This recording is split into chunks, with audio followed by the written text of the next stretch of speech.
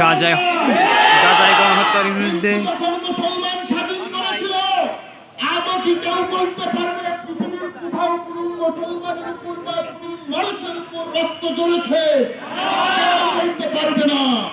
কিন্তু যখন এই নেতৃত্ব আপনারা দেখতে পাচ্ছেন এখানে অনেক মানুষ যুক্ত হয়েছেন, যেহেতু ইসরায়েলি স্বৈরাচার শাসকে অনেক গণহত্যা করেছে, শিশুদের হত্যা করেছে, আবার মোদি বিরোধী ইন্ডিয়ায় মুসলমানদের উপর হত্যা হয়েছে।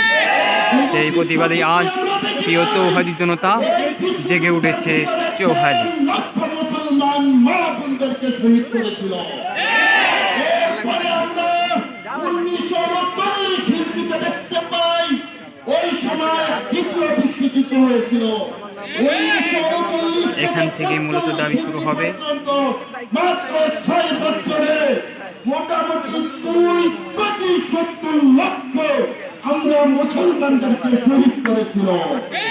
মুসলমান শুধু তাই নয়, আমি আমার কথা সংক্ষিপ্ত করতেছি, সেটা হলো তারা লিবিয়াতে মুসলমানদের ফিলিস্তিনি মুসলমানদের গণহত্যা ও ভারত মুসলমানদের নির্যাতনের প্রতিবাদে বিক্ষোভ মিছিল আপনারা দেখতে পাচ্ছেন। এখানে অনেক মানুষের জমায়েত শুরু হয়েছে।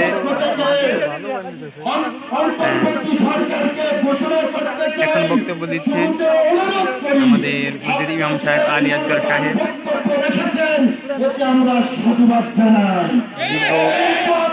ইসরায়েল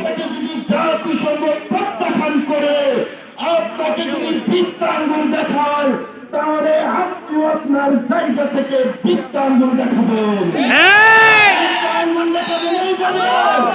আমাদের প্রশাসন আছে, আমাদের প্রশাসনদেরকে লইয়া গোটা বাংলাদেশের মুজাহিদ যারা আছে তাদেরকে উপর মহলে কথা বলে তাদেরকে পাঠিয়ে দেন। খোদার কসম করে বলি, খোদার কসম করে বলি, যদি এরকম ভাবে পাঠাইতে পারেন 1 মাস লাগবে না, মাত্র